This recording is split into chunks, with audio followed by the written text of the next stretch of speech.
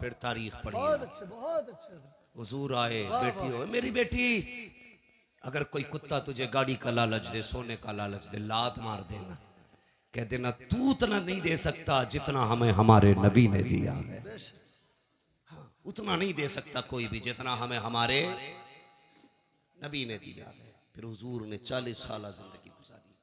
25 साल की उम्र में मेरे नबी ने बेवा खदीजतुल कुबरा से निकाह किया, बेवा से निकाह किया, और 25 साल गुजारे एक बेवा के साथ।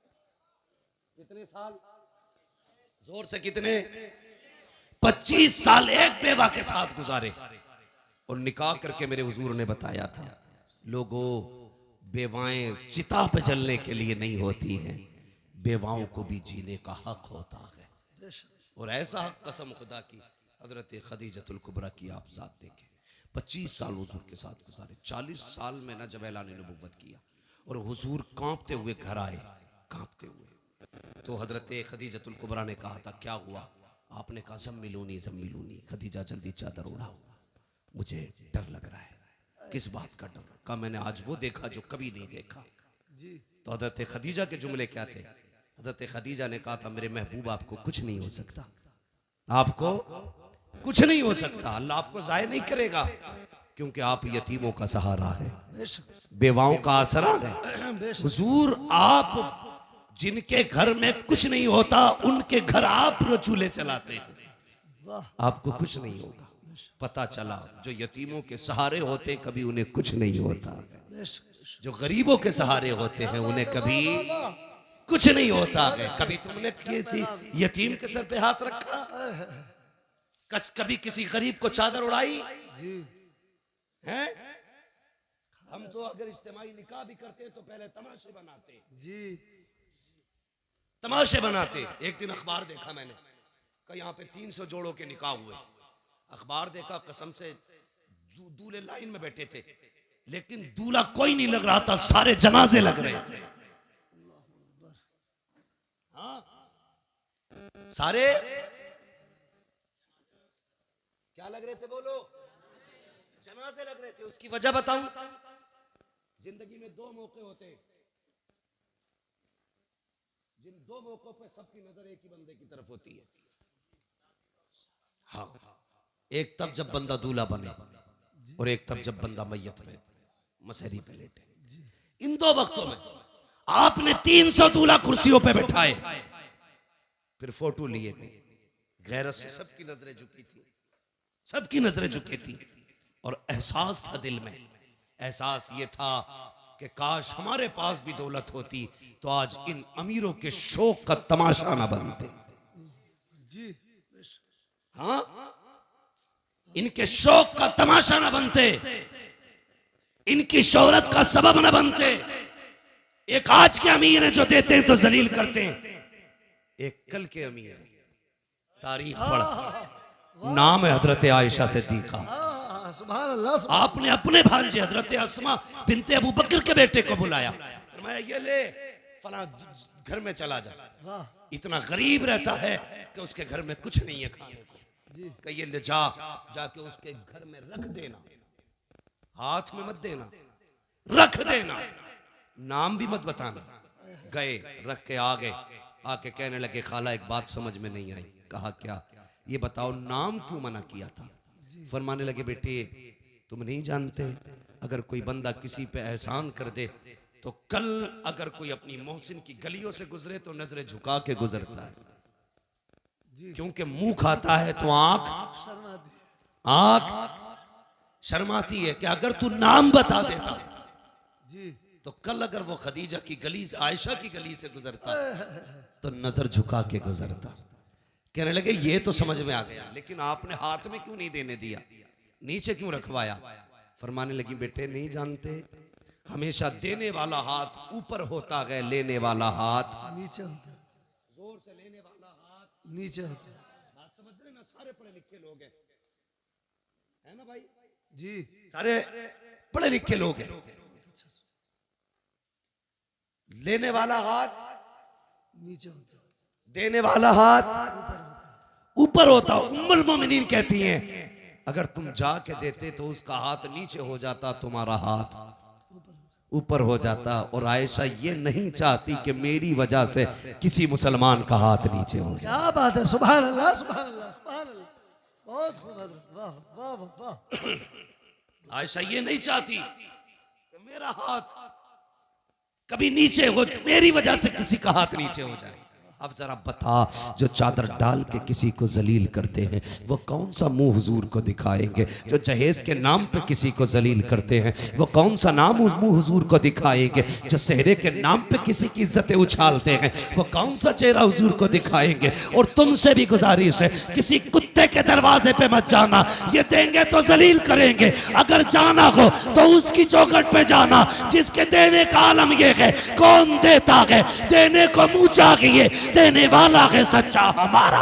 सुभान अल्लाह, नारे तकबीर, नारे रिसालत, उलमा अहले सुन्नत, अजमत मुस्तफा कॉन्फ्रेंस। 40 साल गुजारे और 25 साल हज़रत खदीजा के साथ। मगर सुने मेरी बहन बेटियां भी, अब जिम्मेदारी के साथ ही बात करने लगा हूं, बहुत गौर से सुनिएगा। 25 साल हज़रत खदीजा के साथ गुजारे हुजूर ने। कितने? इस्लाम की खूबसूरती देखें बच्चों, तुम भी सुनो, तुम्हें काम देंगी बात। मेरी बेटियां खास करके सुने। कितने साल?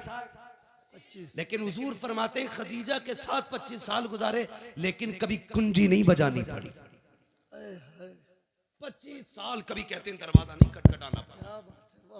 कहते मैं जब आता था ना तो मेरे पहुंचते ही खदीजा दरवाजा खोल देती थी। सुभान अल्लाह सुभान अल्लाह सुभान अल्लाह। कहते मैं दोपहर में भी आया, शाम में भी आया, सुबह में भी आया, रात को भी आया, आधी रात को भी आया, 4 बजे 5 बजे। हुजूर कहते तबलीग के बाद कभी भी पलटा।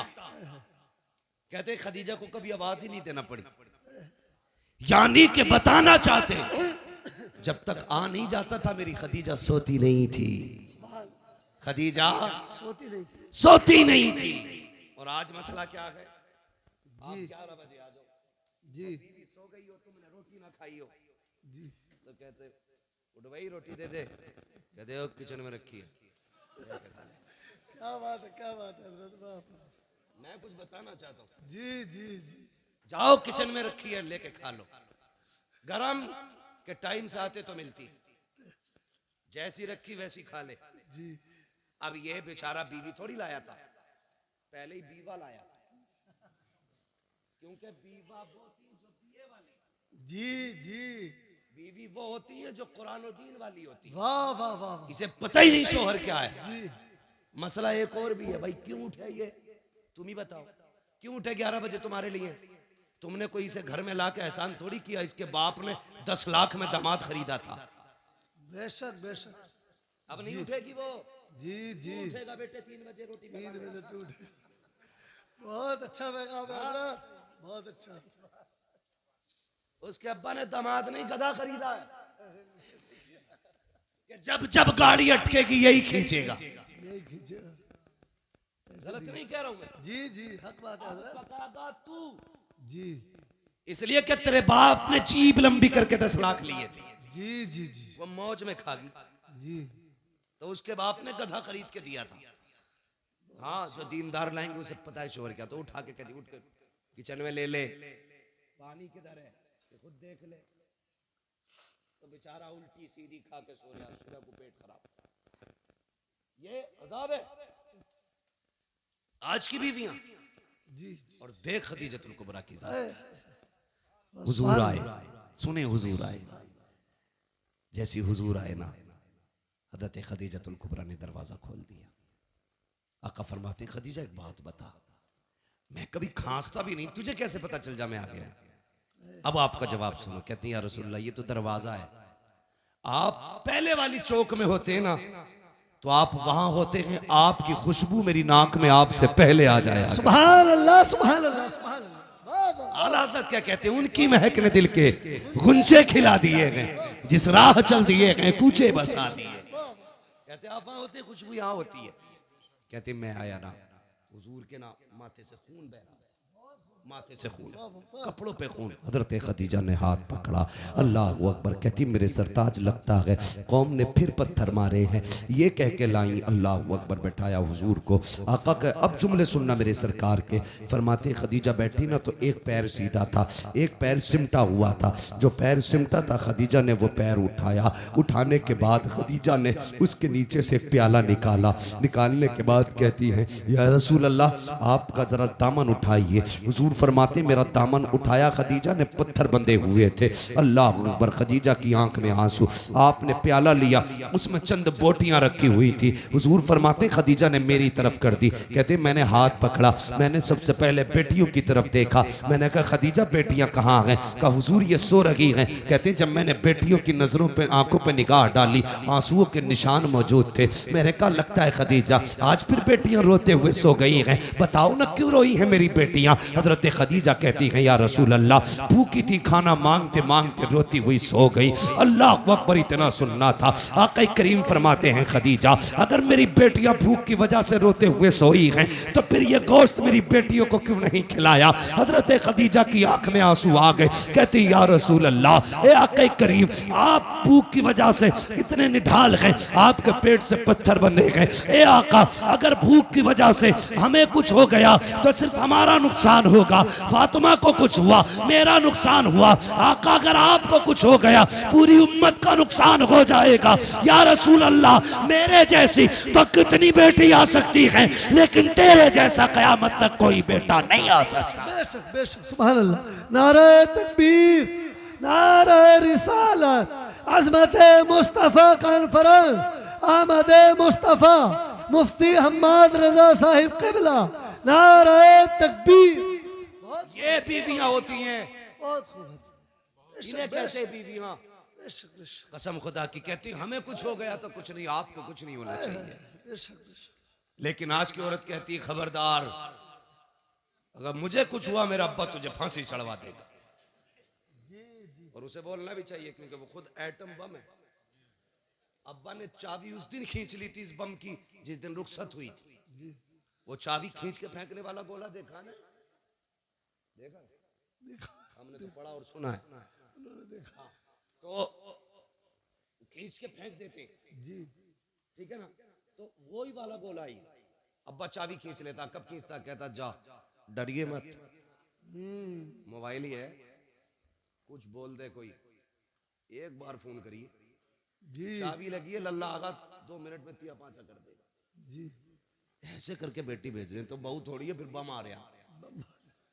हिम्मत है किसी की बोल जाए जी जी जी। खुदा के वास्ते बहुत अच्छा। मैं हाथ जोड़ के आपसे करूं कभी भी बेटी को ये कह के रुखसत मत करना जी कि हम हैं।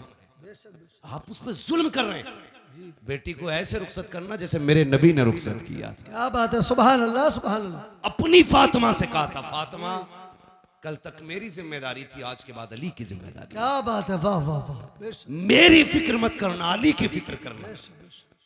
हाँ हर बात में अली की फरमाबरदारी करनी है, इसलिए कि अली सब कुछ है। अब तेरे लिए अली सब कुछ है। आप भी बेटियों से कह देना बेटी तेरे लिए तेरा शोहर सब कुछ है, बेशक बेशक। हम कुछ नहीं है, हम कुछ नहीं है। हाँ यही बेहतर है आपकी और आपकी बेटी के हक में। वरना क्या कर लेगा आपका बेटा? एक नहीं 10 बुलेटों पे बैठ के चला जाए, 3-4 थार ले जाए, 8-4 फॉर्चूनर ले जाए, क्या कर लेगा? जाके गोली तो मार देगा जाके, और क्या कर लेगा जी। लेकिन अगर दामाद ने 3 बार कह दी ना तलाक, हाय हाय हाय, बोझ पूरे खानदान से नीचे नहीं उठेगा। जी जी जी जी बेशक। और मेरी बेटी कभी माँ, कभी बाप, कभी भाई, कभी भाभी के कहने में आकर के अपने शौहर से मत बिगाड़ना जी बेशक बेशक बेशक। तलाक के बाद कोई किसी का नहीं होता है।